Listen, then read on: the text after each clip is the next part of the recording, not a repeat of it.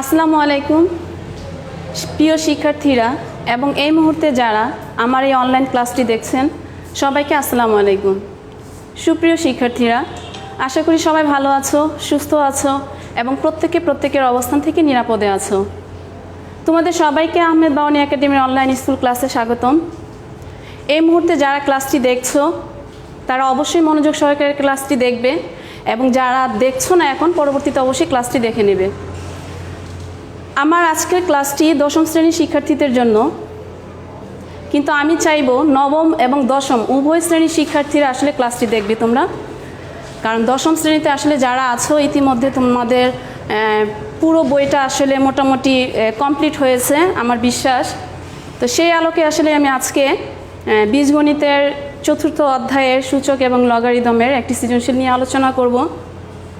তো তার আগে আসলে শিক্ষার্থীরা তোমাদের উদ্দেশ্যে একটি কথা বলতে চাই। এই করোনার মহামারীতে তোমাদের বাসায় বসে থাকতে থাকতে মন খারাপ হচ্ছে, সেটা আমরা বুঝি, কিন্তু আসলে আমাদের জীবন জীবিকার চাহিদায় আসলে সবাইকে সব কাজগুলো নিয়মিত করে যেতে হচ্ছে, কারণ জীবনে চলতে গেলে আসলে আমাদের সকল প্রতিকূলতা প্রতিবন্ধকতা অতিক্রম করে আসলে সামনের দিকে এগিয়ে যেতে হয়। তো আমি তোমাদেরকে বলবো যে আসলে আগে পরে সময়টা যেভাবে কাটিয়েছো, আর তোমাদের হাতে বেশি একটা সময় নেই, আর তোমাদের তো অবশ্যই পরীক্ষা দিতেই হবে, পরীক্ষা হবেই। তো সেই সুবাদে আসলে আগামী দিনগুলো যেন প্রতিটি মুহূর্তে তোমরা কাজে লাগাও এবং পড়াশোনার মধ্যে তোমাদের মনোযোগটা থাকে এবং এই পড়াশোনার ধারাবাহিকতাটা যাতে অব্যাহত থাকে। আমার আসলে বিশেষভাবে অনুরোধ তোমাদের কাছে যে তোমরা আসলে প্রতিটা মুহূর্ত পড়াশোনার মধ্যে কাটাবে। তো চলো আজকে আমি ক্লাসটি শুরু করব এবং মনোযোগ সহকারে তো অবশ্যই দেখবে। আবার বলছি, চতুর্থ অধ্যায়ের সূচক ও লগারিদম নিয়ে আমি আলোচনা করব এবং একটি সৃজনশীল নিয়ে আলোচনা করব। দেখো ইতিমধ্যে আমি বোর্ডে সৃজনশীলটি লিখে রেখেছি। তো তার আগে আসলে আমি একটু সূত্রগুলো একটু মনে করিয়ে দিচ্ছি। অনেকে হয়তো বা বইটা ধরো বা ধরো না, তো আমরা পড়াশোনা করি বা না করি অঙ্কটা শুরু করার আগে আমরা সূত্রগুলো আগে একটু জেনে নেই। সূচকের ক্ষেত্রে আমরা সাধারণত জানি কি a পাওয়ার 0। আমি অল্প অল্প করে মানে প্রত্যেকটা সূত্র একটু টাচ করে যাব। a পাওয়ার 0 সমান কি আমরা জানি, এটা 1, এটি তো শিখেছিলাম। ঠিক একইভাবে a পাওয়ার মাইনাস n অথবা a ইনভার্স n, এটা সমান কি 1/a পাওয়ার n। ঠিক একইভাবে যদি আমাদের a power n minus n আছে, এখানে যদি আমি a পাওয়ার -2 দেই বা 1 দেই, তাহলে সেটা কি হবে 1/a। ঠিক একই ক্ষেত্রে যদি a ইনভার্স 2 অথবা a পাওয়ার -2 হয়, তাহলে কি হবে 1/a²। ঠিক একইভাবে a ইনভার্স 3 অথবা a পাওয়ার -3 হলে 1/a³। ঠিক একইভাবে আমরা এই সূত্রের আলোকে এগুলো পেয়ে যাচ্ছি। এগুলো তোমরা আগে পড়েছো। তারপর আমরা অঙ্কটা শুরু করার আগে সূত্রগুলোর সাথে একটু পরিচিত হয়ে নিচ্ছি, কারণ অনেকে হয়তো বা ভুলে গিয়েছি আমরা সূত্রগুলো। আচ্ছা, তারপরে আর কি কি আছে বলো তো? আমরা সাধারণত জানি a এর বর্গমূল কিভাবে লিখি আমরা বলো তো, √a, তাই না? ঠিক এই √a এটাকে আমরা a পাওয়ার হাফও লিখতে পারি। আচ্ছা, অথবা এইটার আলোকে ধরো √x থাকলে কি হবে x পাওয়ার হাফ। একইভাবে ধরো এখানে দেওয়া আছে 3, এটা কিন্তু হচ্ছে a এর 3তম বর্গমূল, হচ্ছে কি a পাওয়ার 1/3। ঠিক একইভাবে যদি আমাদের মানে এটাকে আমরা এভাবে লিখতে পারি, অথবা ধরো এখানে 5 আছে, শর্টকাট এটাকে আমরা কি লিখবো a পাওয়ার 1/5।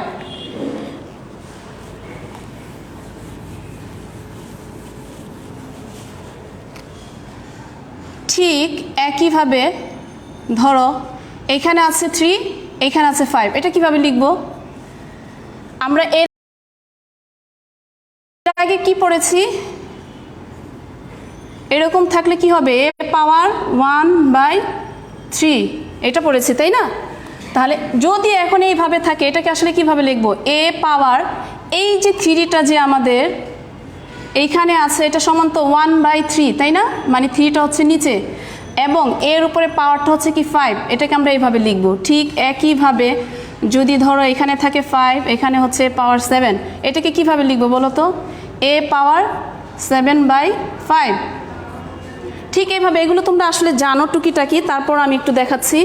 তারপরে ধরো গিয়ে পাওয়ারগুলো যদি ধরো a power m into a power m থাকে, গুণের ক্ষেত্রে কি হয়, পাওয়ারগুলো যোগ হয়ে যায় এবং ভাগের ক্ষেত্রে কি হয়, পাওয়ারগুলো বিয়োগ হয়ে যায়, সেটা আমরা জানি তাই না? এরকম টুকিটাকি আরও অনেক কিছুই আছে, এটা হচ্ছে সূচকের ক্ষেত্রে। ঠিক একইভাবে আমরা যখন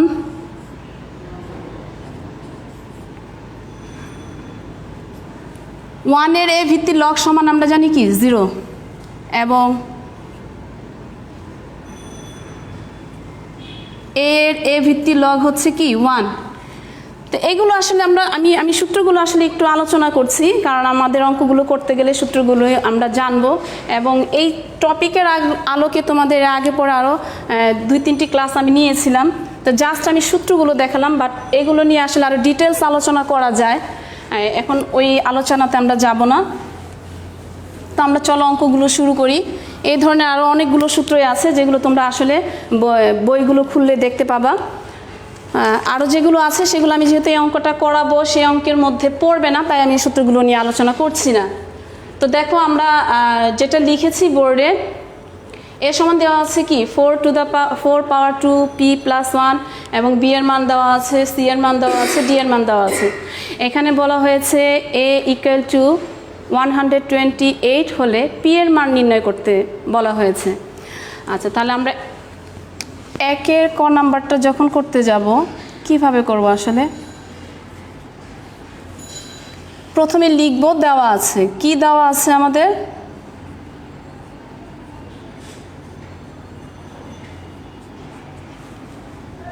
a সমান দেওয়া আছে 4 two the power 2p plus 1, এটা দেওয়া আছে তাই না? এবং কতে বলা হয়েছে যে a সমান যদি 128 হয় তাহলে তোমার p এর মানটা কত হবে সেটা বের করব।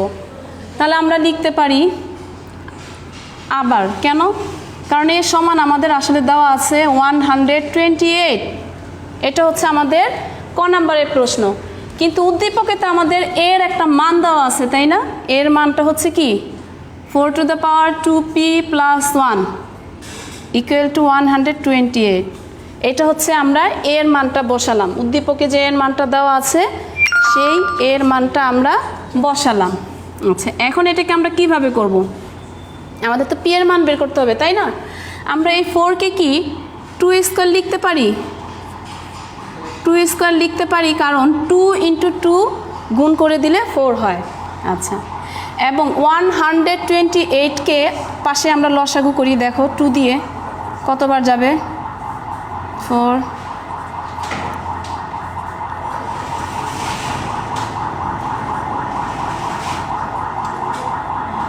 দেখো আমরা লসাগু করে নিলাম, এখানে 2 কতবার আছে 1 2 3 4 5 6 7, তাহলে আমরা কি 2 পাওয়ার 7 লিখতে পারি, 2 পাওয়ার 7 সমান 128। এখন দেখো আমরা আমাদের বামপক্ষে কি করব, এই যে 2 এর উপরে যে পাওয়ারটা আছে 2, সেই 2 দিয়ে কিন্তু বাইরে যে পাওয়ার আছে 2p প্লাস 1 তার সাথে কি হয়ে যাবে, গুণ হয়ে যাবে। তাহলে এখানে 2 এর সাথে 2p গুণ করলে কি হবে 4p, আবার 2 এর সাথে 1 গুণ করে দিলে প্লাস 2 ইকুয়াল টু ডান পক্ষে যা ছিল 2 পাওয়ার 7, 2 পাওয়ার 7। এখন দেখো আমরা কি করব, এই যে 2 পাওয়ার 4p প্লাস 2 ইকুয়াল টু 2 পাওয়ার 7, আমরা উভয়পক্ষ থেকে 2 যদি বাদ দিয়ে দিই আমরা শুধু পাওয়ারগুলো লিখব। এই 2 এর উপরে পাওয়ারটা কি আছে 4p প্লাস 2, আর এই 2 এর উপরে পাওয়ার কি আছে 7। এখন আমরা কি করব, 4pটাকে রেখে দেই, প্লাস 2 পাশে গেলে মাইনাস 2 হয়ে যাবে, বা 4p ইকুয়াল টু 5। সুতরাং পি ইকুয়াল টু কি বের হলো 5/4, তার মানে পি এর মান আমাদের বের হয়ে গেল 5/4। ঠিক একইভাবে খতে বলা হয়েছে প্রমাণ করো যে B divided C equal to 1/25। এখানে উদ্দীপকে আমাদের বি এর মান দেওয়া আছে এবং সি এর মান দেওয়া আছে। আমরা তাহলে এই দুটাকে কি করব, বি এবং সিকে ভাগ করে দেব।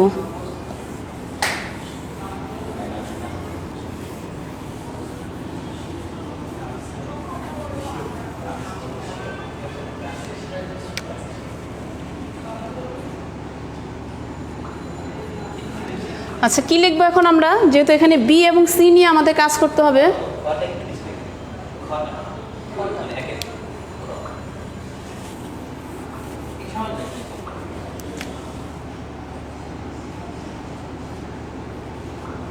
আচ্ছা, এখানে বি এবং সি, বি ডিভাইডেড সি, তাহলে আমরা দেওয়া আছে কি লিখবো, বি এর মানটা কি আছে, বি এর মান আছে 5 পাওয়ার m প্লাস 1, নিচে হচ্ছে 5 power m whole to the power m minus m, এবং সি সমান কি দেওয়া আছে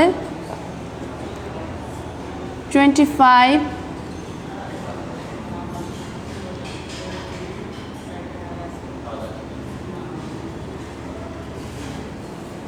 এখানে একটু বলে নিই, দেখো এখানে বি এর মানটা দেওয়া আছে কি উপরে 5 পাওয়ার m প্লাস 1, নিচে হচ্ছে 5 পাওয়ার m আবার whole to the power m minus 1।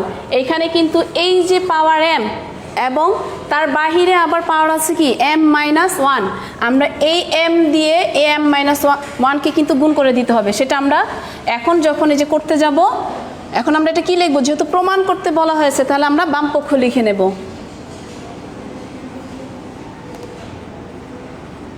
বাম পক্ষ কি আছে বি ডিভাইডেড সি। আচ্ছা, তাহলে আমরা বি এর মানটা বসাই,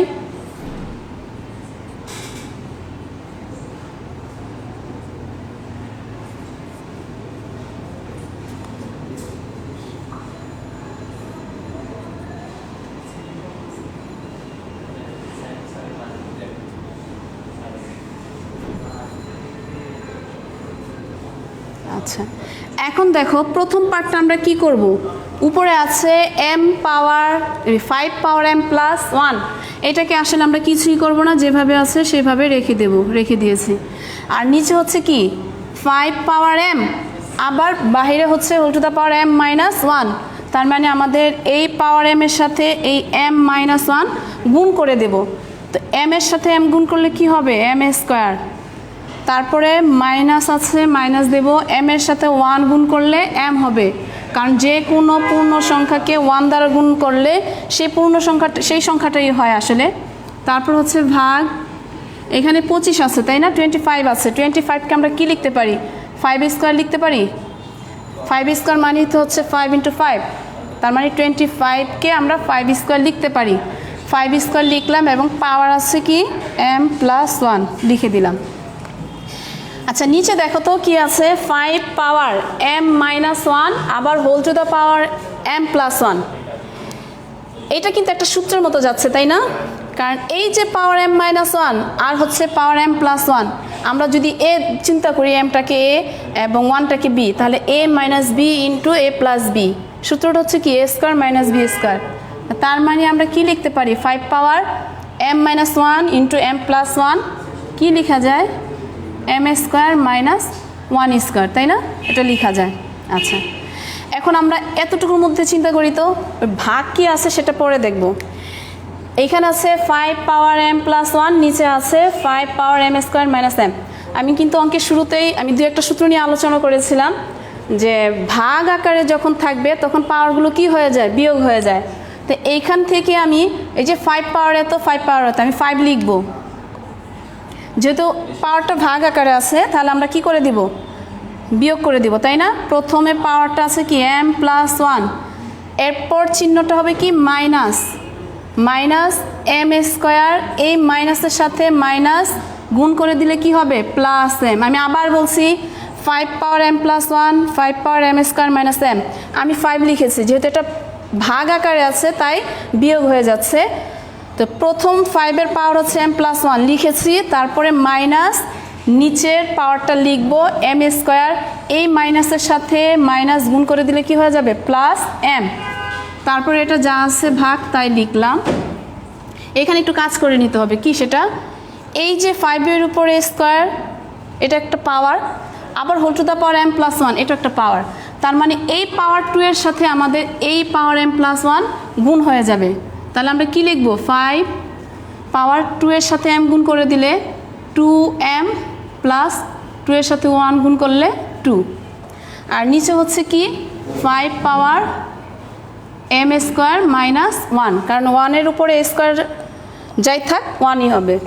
আচ্ছা এখানে আরেকটু কাজ করা যায়, দেখো প্রথম পার্টে এই যে প্লাস m যোগ করে দিলে কি হবে 2m, তারপরে মাইনাস m², তারপরে +1 আছে +1 ভাগ। দেখো তো এখন এইটা কি আবার সেই সূচকের সূত্রে যাচ্ছে না? এটাকে যদি ধরি a পাওয়ার এত, b পাওয়ার এত, a পাওয়ার এত এবং a পাওয়ার এত। আচ্ছা এখানে m পাওয়ারটা হচ্ছে কি 5 পাওয়ারটা হচ্ছে 2m + 2 এবং নিচে হচ্ছে 5 পাওয়ার m² মাইনাস 1 ভাগ আকার আছে, তাহলে কি হয়ে যাবে পাওয়ারগুলো বিয়োগ হয়ে যাবে। আমরা 5 লিখলাম, 5-এর প্রথমে পাওয়ারটা আছে কি 2m + 2, আমি উপরের অংশটুকু লিখেছি পাওয়ারের, তারপরে কি হবে মাইনাস নিচের পাওয়ারটা কি m², এই মাইনাসের সাথে এই যে 1-এর আগে যে মাইনাসটা আছে সেটা কি হয়ে যাবে গুণ হয়ে যাবে, মাইনাসে মাইনাসে +1। আচ্ছা দেখো আমি উপরের অংশটুকু মুছে দিচ্ছি।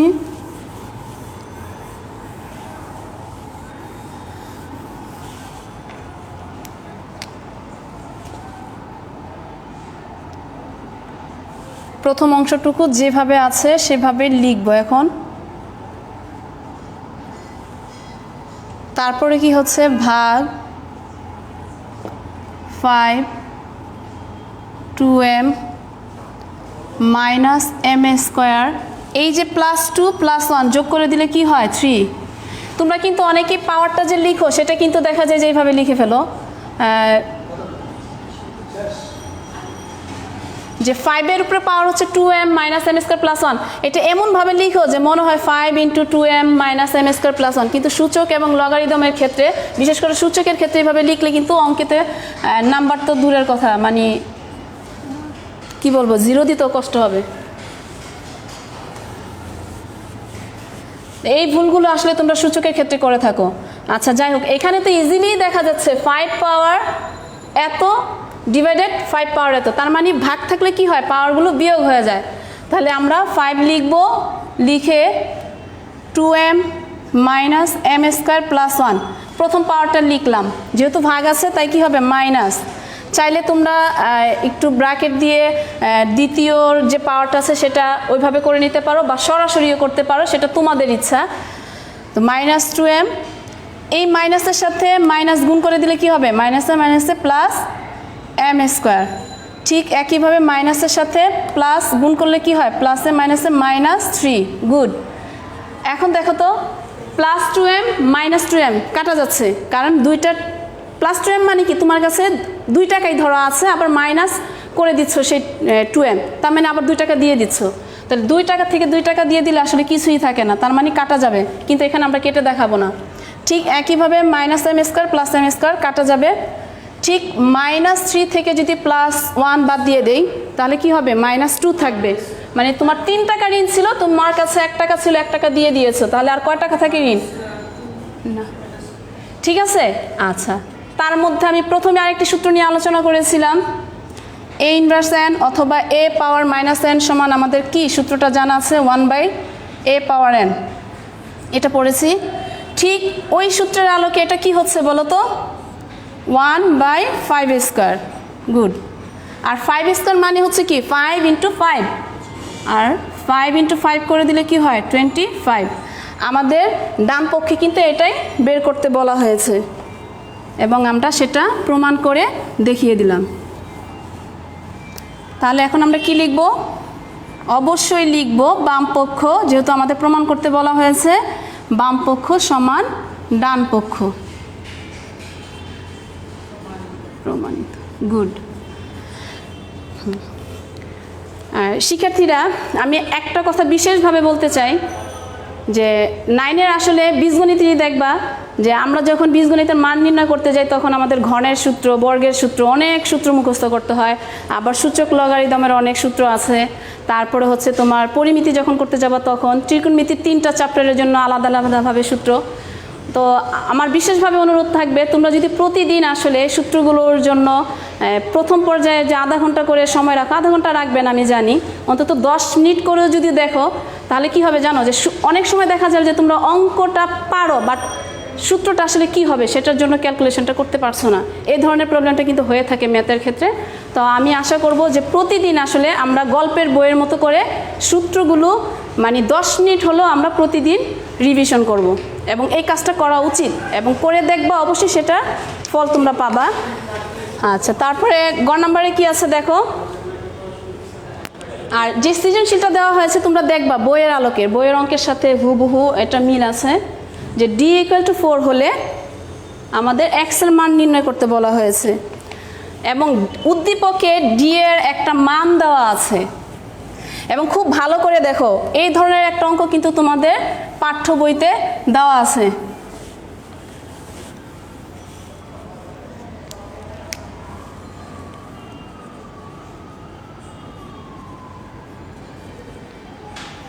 আচ্ছা, আমাদের উদ্দীপকে কি দেওয়া আছে, d সমান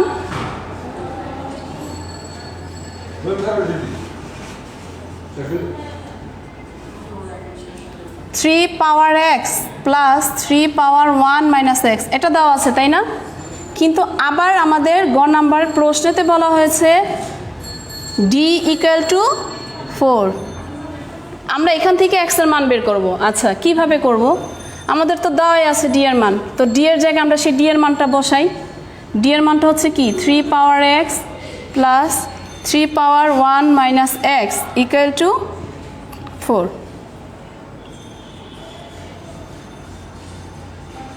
দেখো 3 পাওয়ার x প্রথমে যেটা আছে সেটা সেভাবে লিখলাম, পরবর্তীতে আছে কি 3 পাওয়ার 1 মাইনাস x। এটাকে আমরা কিভাবে লিখব? এই যে পাওয়ারটা আছে 1 মাইনাস x, এটাকে আমরা 3 পাওয়ার 1 ইন্টু 3 পাওয়ার মাইনাস x লিখতে পারি। সূচকের সূত্র অনুযায়ী লেখা যায় = 4। আচ্ছা, বা 3 পাওয়ার x প্লাস 3 এর উপরে 1 আছে তাই এটা কি হবে 3 হবে ইন্টু 3 পাওয়ার মাইনাস x। আমরা পড়েছিলাম না a পাওয়ার মাইনাস n সমান কি 1/a পাওয়ার n। তাহলে সেই সূত্রের আলোকে কি আমরা লিখতে পারি না 1/3 পাওয়ার x লেখা যায়।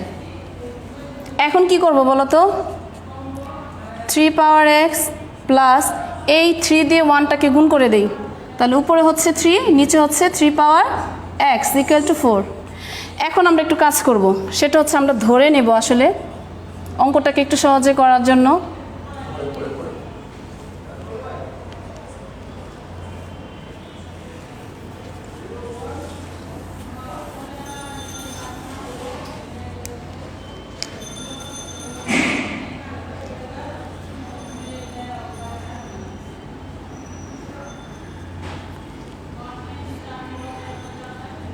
ধরি 3 পাওয়ার x সমান a ধরে নিলাম, তোমরা চাইলে p q আর যেটাই পারো ধরে নিতে পারো।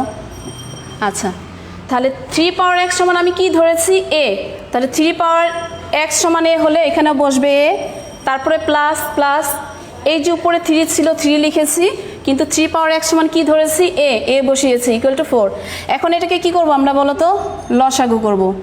এই এর হর নাই, 3 এর হর হচ্ছে a, তার মানে লসাগু কিন্তু শুধু এই হচ্ছে।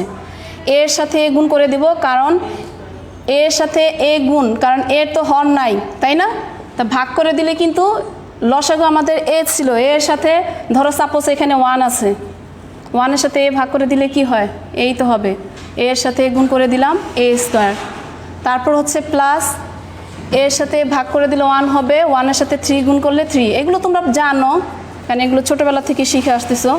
এখন আর গুণন করব, আর গুণন পদ্ধতিটা অবশ্যই জানো, 4 এর নিচে 1 ধরো, তা আর গুণ করে দিলে কি হবে ওয়ানের সাথে এ স্কোয়ার প্লাস 3 যদি গুণ করে দেই এ স্কোয়ার প্লাস 3 এবং 4 এর সাথে গুণ করে দিলে 4a গুড। বা এখন কি করব আমরা ডান পাশেরটাকে বাম পাশে নিয়ে আসি -4a প্লাস 3 ইকুয়াল টু 0। আমরা একবারে সাজিয়ে লিখলাম এ স্কোয়ার লিখেছি, তারপরে 4aটাকে আমাদের বাম দিকে নিয়ে আসছি, প্লাস ছিল বলে মাইনাস হয়ে গেল, আর প্লাস 3 জায়গায় প্লাস 3 আছে, তাই এটা সাইনের কোনো পরিবর্তন হয় নাই। এখন এটাকে কি করব বলো তো, যেহেতু আমাদের এক্স এর মান বের করতে হবে, আমাদের এটাকে মিডল টার্ম করতে হবে, তাই না? আর মিডল টার্ম করার নিয়মটা তো অবশ্যই আমরা জানি, তৃতীয় পদের গুণনীয়ক নির্ণয় করব। আর তৃতীয় পদের গুণনীয়ক কিভাবে করব? 1 × 3, এই তো। আচ্ছা, গুণনীয়কটা এইভাবে বের করব যেন দুইটি সংখ্যা গুণ করলে সেই সংখ্যাটি হয়, যোগ অথবা বিয়োগ করলে মাঝের সংখ্যাটি সমান হয়। তো 3কে তো 1 দ্বারাই যাচ্ছে, এবং 1 এবং 3 যোগ করে দিলে কি হচ্ছে? 4 হচ্ছে। যেহেতু যোগ করে দিলে মাঝের সংখ্যাটি সমান হচ্ছে এবং মাঝের সংখ্যাটার আগের চিহ্নটা হচ্ছে কি মাইনাস, তাই আমাদের 1 এর আগেও মাইনাস হবে এবং 3 এর আগেও মাইনাস হবে। এই জিনিসটা সব সময় খেয়াল রাখবে। -a -3a plus 3 equal to 0।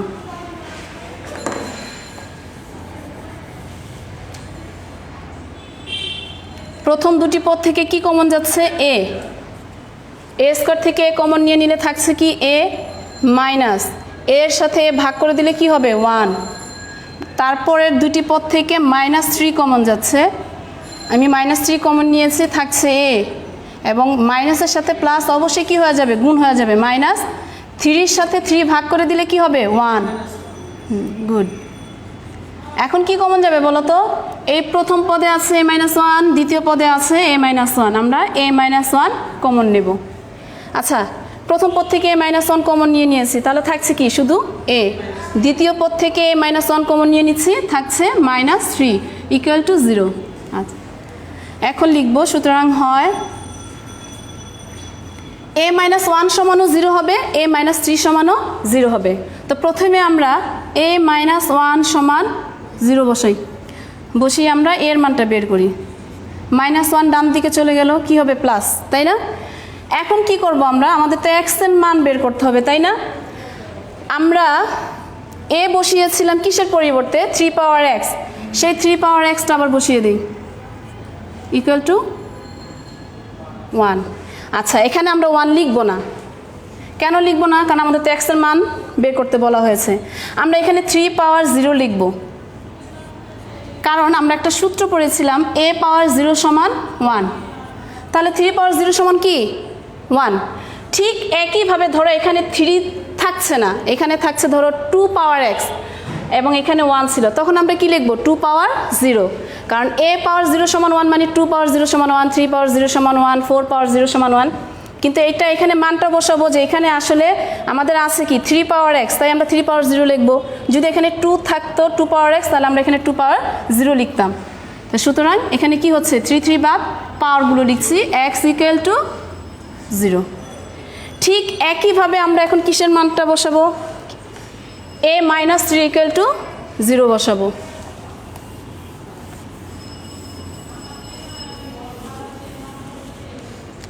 লিখব আবার a-3 ইকুয়াল টু 0, বা a ইকুয়াল টু কি? 3। ঠিক একইভাবে আমরা a সমান কি লিখেছিলাম? আমরা 3 পাওয়ার x ইকুয়াল টু 3। আচ্ছা, এই 3-এর উপরে কি পাওয়ার 1 ধরে নিতে পারি, তাই না? কারণ 3ই হবে। তাহলে 3 আউট, পাওয়ারগুলো কি হচ্ছে? x - 1। তার মানে সুতরাং নির্ণীয় সমাধান x ইকুয়াল টু কি বেরোচ্ছে? 1, 0।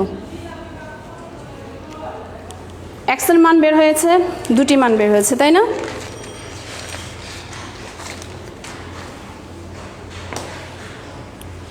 আমার বিশ্বাস যে তোমরা অঙ্কটি আসলে বুঝতে পেরেছো। আমি চেষ্টা করেছি আসলে খুব ইজি ওয়েতে বোঝানোর। তো আবার বলছি, প্রতিদিন আসলে সূত্রগুলোটি রিভিশন করবে, এবং অবশ্যই প্রতিদিন 1 ঘন্টা না পারো, 2-1 ঘন্টা না পারো, অন্তত 1 ঘন্টা হলো তোমরা প্রতিদিন হাতে কলমে অঙ্কটা প্র্যাকটিস করো। কারণ অঙ্কটা হচ্ছে আসলে প্র্যাকটিসের বিষয়, আর একই কথা বারবার বলছি, কারণ অঙ্কটা আসলে হাতে কলমে প্র্যাকটিস না করলে সেটা ভুলে যাই আমরা, এবং পরবর্তীতে আসলে আমরা সেটা করতে পারি না, তাই না? তো তোমাদের কাছে আবার বলছি বিশেষভাবে অনুরোধ যে বইমুখী থাকো এবং বই নিয়েই থাকো, খেলাধুলাও করবে, পাশাপাশি ঘোরাফেরাও করবে, কিন্তু পড়াশোনাটা আসলে চালিয়ে যাও নিজের জন্য। এটা করতে হবে একান্ত তোমার নিজের জন্য, এটা বাবা মার জন্য বা টিচারদের জন্য না। সেটা হচ্ছে বাবা মার হয়তো একটু সুনাম হবে, বাট এটা সারা জীবন তোমাকেই বহন করতে হবে। তো অবশ্যই এই সংকটময় পরিস্থিতিতে সাবধানে থাকবে এবং খুব সাবধানতার সাথে বাইরে যাবে আসবে। তো আগামী ক্লাসে আবার দেখা হবে শিক্ষার্থীরা, সেই পর্যন্ত ভালো থেকো, সুস্থ থেকো। আল্লাহ হাফেজ।